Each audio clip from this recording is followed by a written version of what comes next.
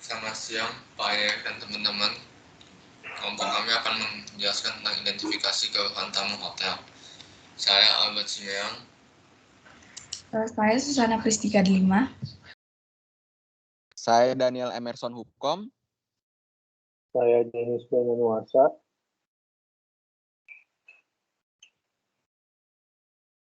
Selamat menyaksikan.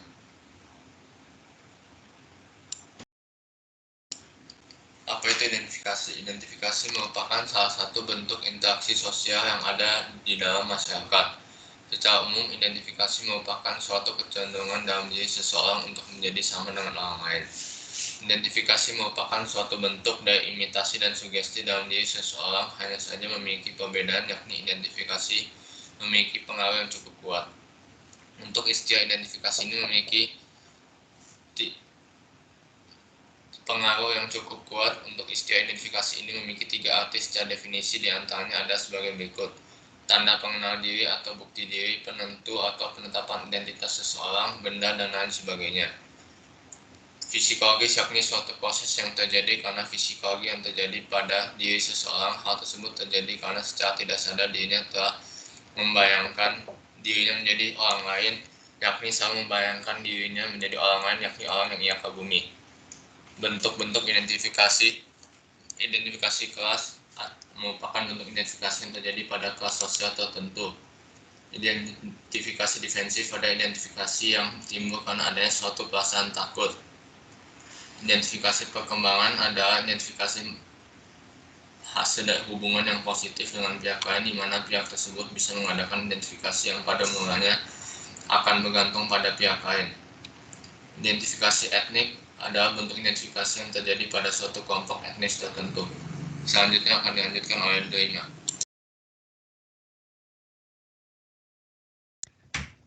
Baik, saya akan menjelaskan tentang keluhan. Nah, sebelum lanjut ke pembahasan berikutnya, pertama-tama kita harus mengetahui dulu kira-kira keluhan itu apa sih. Jadi, untuk pengertian keluhan sendiri itu berdasarkan pengertian dari James dan Lovelock. Nah, menurut James sendiri, keluhan itu merupakan suatu bentuk ekspresi negatif yang dihasilkan dari ketidaksesuaian antara kenyataan dengan keinginan seseorang. Sedangkan menurut Lovelock, itu keluhan itu sebagai bentuk ekspresi formal tentang ketidaksukaan terhadap beberapa aspek yang tidak diterima seseorang.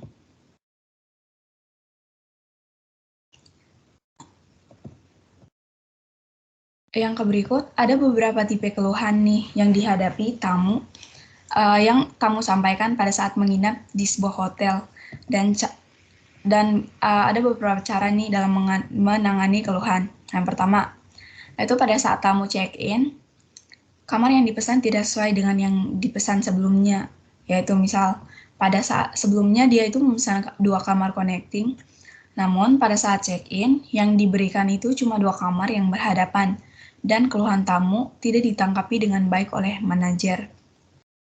Nah, permasalahan tersebut itu termasuk dalam service-related problem dan staff atau attitudinal complaint. Yang kedua, pada saat tamu check-in, kamar yang dipesan mengalami kebanjiran air hujan dan kurang mendapatkan perlakuan yang baik. Nah, untuk permasalahan ini, itu termasuk dalam fasilitas atau mechanical complaint dan staff atau attitudinal complaint. Kemudian yang ketiga, pada saat tamu check-in, kamar yang dipesan bermasalah, yaitu misal AC berisik dan seat atau spray yang digunakan itu tidak bersih. Kemudian hotel tuh memberikan solusi dengan mengganti kamar baru, namun tamu tetap komplain karena kamar tetap tidak lebih baik dari sebelumnya.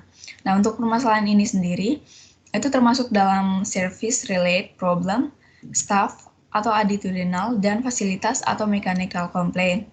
Nah, melihat dari permasalahan yang telah disebutkan sebelumnya, di sini pelanggan memang berhak untuk komplain saat pihak hotel memang melakukan kesalahan dalam pelayanan. Nah, bagaimanapun juga, tamu kan sudah membayar semua fasilitas dan pelayanan dalam jangkauan waktu tertentu. Nah, berikutnya akan dijelaskan oleh Daniel. Baik, terima kasih Delima. Sekarang saya akan menjelaskan tentang penanganan keluhan menurut Agus Nawar yang kita harus memperhatikan langkah-langkah berikut. Ada 5 langkah. Yang pertama yaitu kita harus dengarkan dengan baik dan penuh perhatian. Jadi, di saat tamu menyampaikan keluhan, dengarkanlah dan beri perhatian Anda padanya. Pada saat mereka menunjukkan ketidakpuasan, jangan disela atau dibantah dengan argumentasi. Sebaliknya, berikan simpati bahwa hal tersebut memang telah terjadi. Terus yang kedua, kita harus tetap tenang. Kenapa? Karena seorang resepsionis yang baik harus tetap tenang, tidak boleh gugup, panik, atau marah. Usahakan untuk memahami, menerima, serta merasakan apa yang sedang dirasakan tamu dengan mengungkapkan penyesalan dan minta maaf atas kejadian yang tidak diharapkan tersebut. Yang ketiga, kita harus tetap sopan. Anggaplah keluhan tamu sebagai kesempatan untuk menciptakan hubungan dengan suasana yang lebih baik untuk tamu. Dalam hal ini, tunjukkanlah sikap yang terpuji dengan tatap ramah dan sopan menghadapi tamu yang marah. Dengan begitu, kemarahan dan kegusaran tamu pasti akan mereda. Yang keempat, yaitu mempelajari dan mencari penyebabnya. Karena kita harus cari tahu penyebab dari keluhan tersebut apabila masalah tersebut timbul karena tamu sendiri. Sebaiknya kita tidak menyalahkan tamu dan menjelaskan kembali agar tamu mengerti persoalan sebenarnya. Yang kelima, itu kita harus mencatat setiap keluhan tamu. Kenapa? Karena mencatat keluhan tamu itu artinya Anda telah menunjukkan maksud baik bahwa keluhan tersebut diperhatikan dan akan segera ditanggapi. Next. Oke, berikutnya akan diteruskan oleh teman saya. Silakan, Denis. Baik, selanjutnya ada pandangan menurut Bambang Sujatno yang menyatakan bahwa keluhan dapat diselesaikan dengan tahap-tahap berikut, di mana pada poin 1 dan 2 sudah dijelaskan oleh teman saya, Daniel, sebelumnya. Namun ada beberapa perbedaan yang begitu mencolok, yaitu di poin ketiga, yaitu rasakan posisi tamu pada saat itu. Usahakan untuk mengerti benar bagaimana perasaan tamu saat itu. Usahakan untuk menaruh empati kepada tamu, gunakan ungkapan-ungkapan untuk menunjukkan bahwa Anda memahami keadaan tamu dan memperhatikan dengan sungguh-sungguh. Berikutnya, ingat selalu harga diri tamu. Selalu jaga harga diri tamu, tunjukkan perhatian Anda secara pribadi dan gunakan magic word. Yang berikutnya ada konsentrasikan perhatian Anda pada pokok permasalahan, bukan pribadi orangnya. Tetaplah fokus dengan pokok masalah. Apapun yang terjadi, jangan menghina tamu Anda. Tidak melemparkan masalah kepada pihak lain ataupun shift lain, karena hal itu tidak akan membantu penyelesaian. Berikutnya, buatlah catatan. Catatlah pokok masalahnya. Karena dengan mencatat akan memberi kesan bahwa Anda benar-benar memperhatikannya, serta Anda juga memiliki kesempatan untuk berpikir lebih dalam, untuk mencari jalan keluarnya. Poin yang ketujuh, untuk utarakan kepada tamu apa yang dapat dilakukan saat itu. Kalau perlu, sampaikan beberapa alternatif yang dapat dilakukan tamu. Janjikan sesuai dengan apa yang dapat Anda kerjakan dan jangan jauh dari kemampuan Anda. Poin ke-8 itu berikan gambaran waktu yang diperlukan. Terangkan kepada tamu akan waktu penyelesaian. Jangan terlalu cepat ataupun lambat. Dan yang terakhir itu penyelesaiannya. Laksanakan penyelesaian dan beritahu tamu bahwa masalah telah diusahakan penyelesaiannya.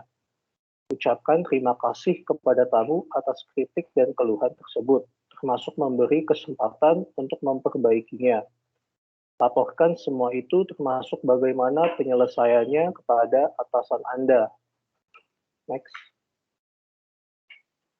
Berikutnya ada pandangan menurut Adi Sunarno menyatakan bahwa dalam mengatasi komplain dapat menggunakan metode HEAT, yaitu pertama, hear them out.